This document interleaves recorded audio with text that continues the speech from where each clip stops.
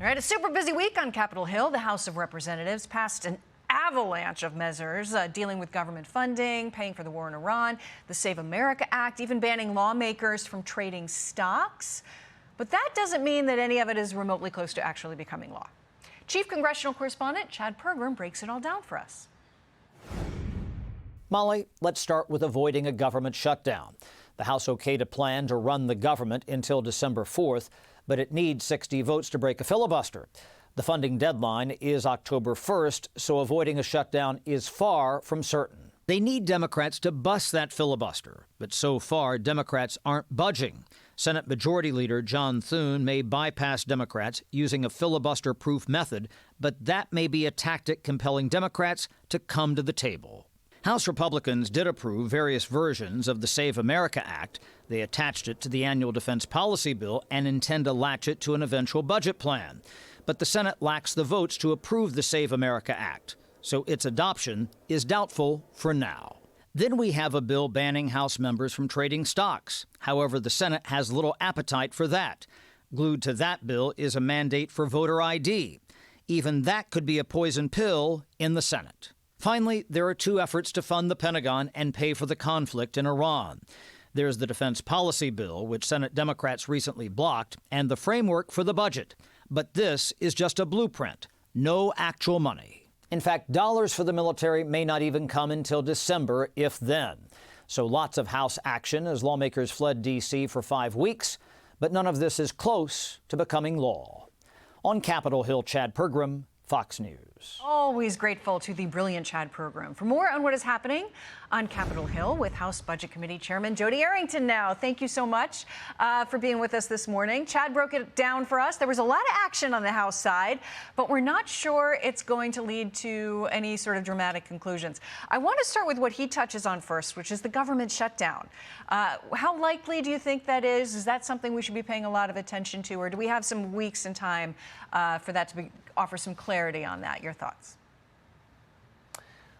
If past is prologue, Molly, we're going to have another shutdown because Democrats are running one play with one objective, and that is to resist Republicans and obstruct the president at all fronts and at all cost, even if it cost TSA agents, Border Patrol agents, Coast Guardsmen, and even holding the American people and their security hostage just to sow chaos, just to project dysfunction to the voters and lay the blame on Republicans leading up to November. That is a sad scenario.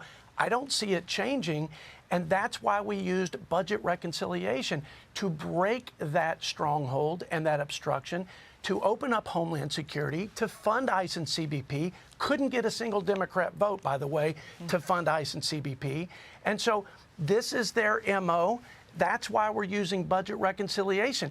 We're doing it for emergency funding. We're doing it to open up the government. It's not just like we did in the first one to provide historic tax relief, spending cuts, commitments to opening up domestic energy. Those are great and good, but we got to govern. We got to fund our troops. And we have an historic generational opportunity to put election integrity reform in Budget Reconciliation 3.0 before the November election. And I believe we're going to do it. Yeah, and I know, Democrats withholding money on certain things, as you mentioned, the military. That's to some extent related to the Iran war. But Republicans also have some strategies involved. We've got the Save America Act that comes through the House with flying colors, but stalls in the Senate.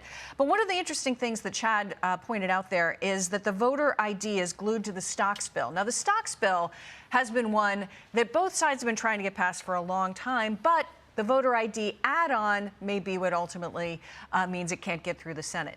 Your thoughts on sort of that back and forth and the weight being used? Well, Molly, I can't imagine any member of Congress not supporting a ban on stock trading, closing a loophole so that members of Congress can't game the system and pad their wallets with insider information. We know that's a problem, and we ought to give the American people confidence that their elected officials are thinking about them and their interests. We should also put the most basic safeguard in place, photo voter ID, to give confidence in election integrity so that the American people can trust that the outcome of our elections are fair and honest and reliable. And that's not just for the upcoming elections. That's so they have confidence in their government, so that the consent of the people is legitimate, and so that we have a functioning democracy. So I think the rejection in the House by the Democrats of this combination of voter ID plus stock trading ban was more about, sadly, the voter ID. They didn't want a voter ID. They can't explain why they oppose what is an 83% measure supported by Americans across the political spectrum. But we only got, I think, 13 Democrats in the House. That's a sad commentary on the state of affairs in the Democrat Party. These were simple measures that would restore public confidence in our institutions, and we desperately need that right now. Great highlighting there of that small bit of bipartisan overlap, if you will. Congressman Arrington, thank you very much. Greatly appreciate you joining us on this Saturday morning.